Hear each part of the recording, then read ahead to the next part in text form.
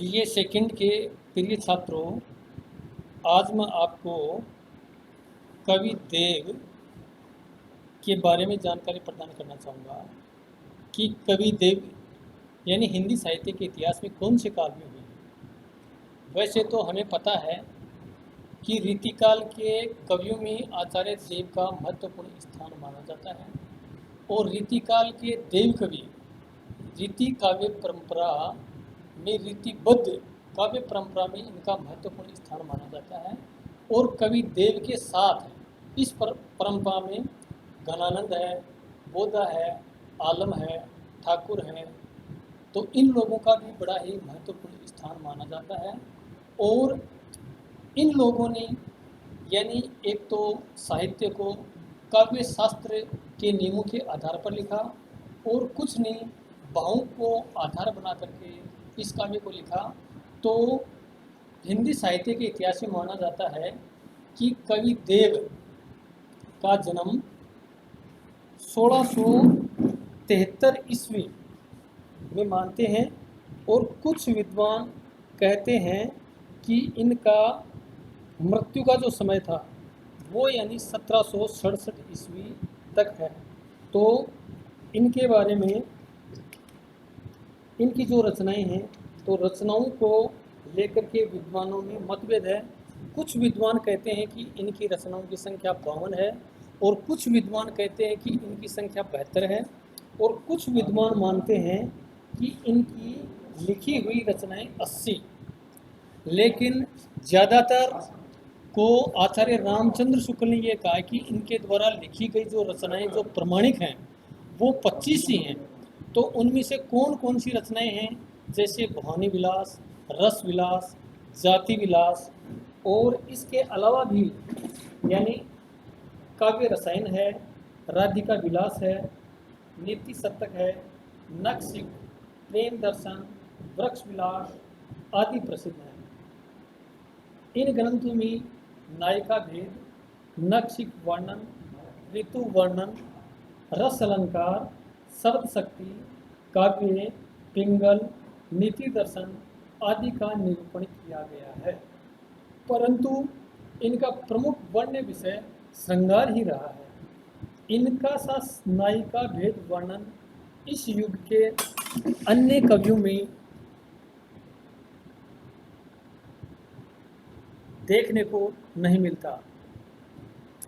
काव्य शास्त्र के क्षेत्र में इन्होंने कहीं परंपरागत मान्यताओं का समर्थन किया है तो कहीं नई मौलिक मान्यताओं की भी उद्भावना की है। एक स्थान पर वे शब्द को काव्य का शरीर और रस को उसका प्राण तथा अलंकार को उसका शोभा कारक धर्म मानते हैं। तो दूसरे स्थान पर शब्द को काव्य का प्राण और अर्थ मन रस में सौंदर्य को उसका शरीर घोषित करते दिखाई पड़ते हैं। मत विवेचन से मिलने वाला यह विरोधाभास इन्हें अधिक प्रभावशाली आश्चर्य नहीं बनने देता। सामान्यतः इन्हें शब्द शक्ति का मर्मज्ञ भी माना जाता है। वस्तुतः इनकी रचनाओं में अनेक इनके आचार्य रूप की तुलना में इनका कवि रूप ही अधिक उभरा हुआ मिलता है। देव को इस काल का एक अत्यंत उच्च कोटि का रस सिद्ध कवि माना गया है। डॉक्टर श्याम सुंदर दास ने उनके इन दोनों रूपों का विवेचन करते हुए लिखा है कि पांडित्य की दृष्टि से रीतिकाल के समस्त कवियों में देव का स्थान आचार्य केशव दास से कुछ नीचा माना जा सकता है। कलाकार की दृष्टि से वे बिहारी से निम्न ठहरते हैं, परंतु अनुभव और सूक्ष्म दर्शिता में उच्च कोटि की काव्य प्रतिभा का मिश्रण करने और अनोखी कल्पनाओं का सुंदर मिश्रण लेकर विकसित होने के कारण इनकी काव्य क्षेत्र में सहृदय और प्रेमी कवि देव को रीतिकाल का प्रमुख कवि स्वीकार करना पड़ता है। शुक्ल जी ने इनकी काव्य प्रतिभा की प्रशंसा करते हुए लगभग यही बात कही है।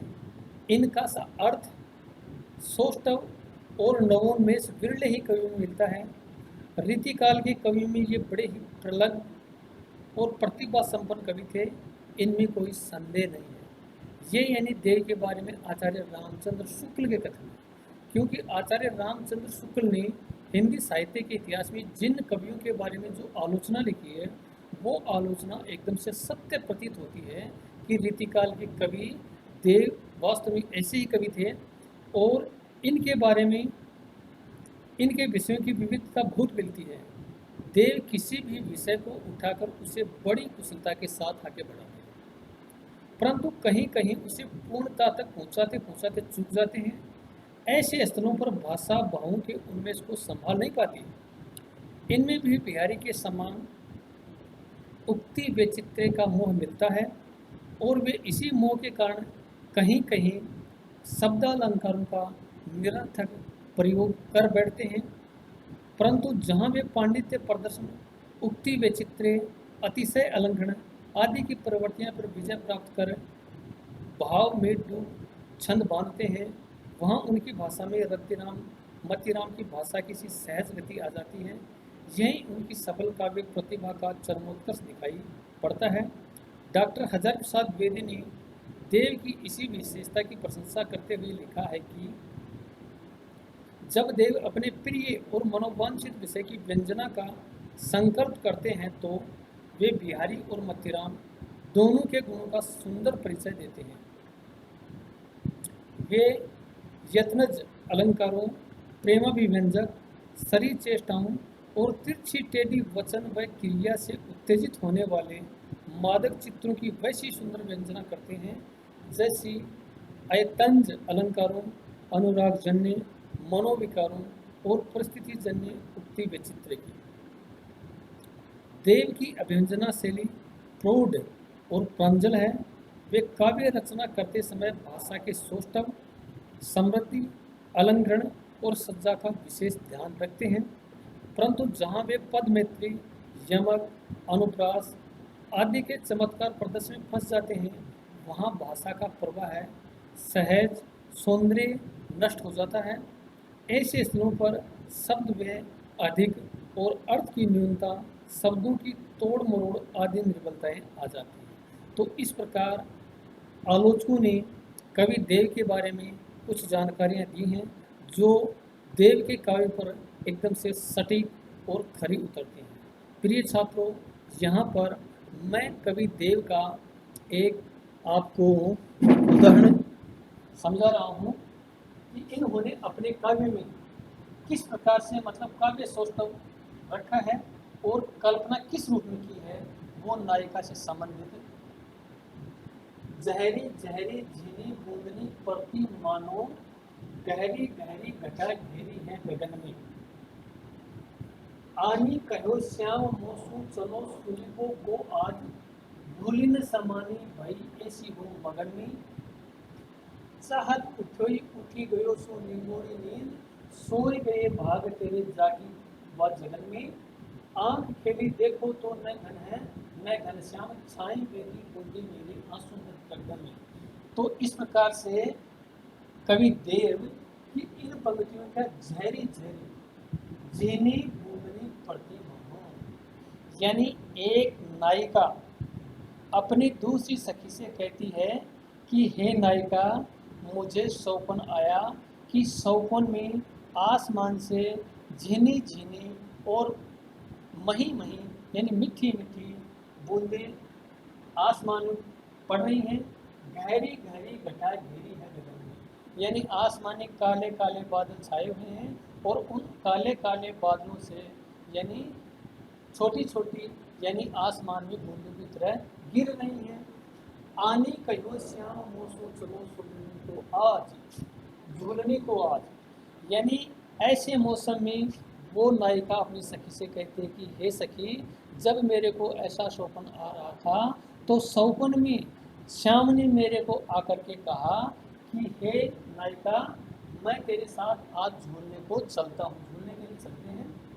भूली न समानी भाई ऐसी हो मगन में। श्याम की ऐसी बातों को सुन करके मैं मन में फूली नहीं समाई, अर्थात मुझे बहुत ही अच्छा लगा।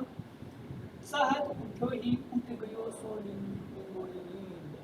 जब मैं सोपन से बाहर आई, जब मैं उठ गई, तो मेरी नींद जब खुल गई तो मैंने देखा कि मेरी निंगोरी जो नींद थी, सोई गए भाग तेरे जागी वाली। जब मैं सो करके उठी तो ऐसा लगा मेरे जागे हुए भाग्य भी उठ करके चले गए। आंख खेली देखो तो न घन है न घनश्याम। आंख खोल करके जब मैंने देखा तो न तो आसमान में बरसात करने वाले बादल हैं और न श्याम जी कृष्ण हैं। छाई मेरी बूंदे मेरे आंसू होने लगी। और उसी को याद करके सखी कहती है कि मेरे नेत्रों में वो आसमान से बरसने वाली बूंदें तो नहीं बरसी, बल्कि मेरे नेत्रों से आंसू बहने लग गए। तो इस प्रकार से कवि देव की जो कल्पना है, इसमें गृहिणी का जो वर्णन है, वो काव्य सौष्ठव की दृष्टि से बड़ा ही इम्पोर्टेंट है। जैसे मानो, इसमें मानो मनो जानो जुनू, जहाँ पर ये शब्द आते हैं तो अलंकार होता है मानो मनो जानो जुनू। तो इसमें अलंकार है गहरी गहरी घटा घेरी है गगन में। तो इसमें पहले वाले में उत्प्रेक्ष अलंकार और इसमें अनुप्रास अलंकार। आने कहो श्याम मूसो चलो सुलन को। इस प्रकार से अगर इसकी व्याख्या को देखा जाए तो इसमें कवि देव ने अनुप्रास है, विप्सा है, यमक है और परिणाम अलंकार का प्रयोग इस पद्यांश में आसानी से देखने को मिल जाता है। इसके साथ ही अगर इस व्याख्या को अपन देखें तो इसमें विरहिणी नायिका की चिंता एवं प्रमाद दशा का सुंदर चित्रण हुआ है। अपनी स्वानुभूति से नायिका ने अपनी व्यथा को उभारा है। उसमें शोपनगत संयोग और जागृत वियोग का एक साथ वर्णन अति चमत्कारपूर्ण है। यानी इस कथन को, इस व्याख्या को अगर देखेंगे तो इसमें अनुप्रास, विप्सा, यमक और परिणाम अलंकारों के साथ अन्य अलंकार भी देखने को मिलते हैं। तो इस दृष्टि से यानी कवि देव का सौंदर्य वर्णन यानी नायिका को लेकर के बहुत ही अच्छा और सुंदर वर्णन इन्होंने किया है। और उसमें काव्य अलंकारों की दृष्टि से अगर इसको देखें, अगर काव्य की दृष्टि से देखें तो इसमें जो आचार्यों ने काव्य में गुण बताए हैं वो गुण भी इसमें अच्छी तरह से देखने को मिल जाते हैं।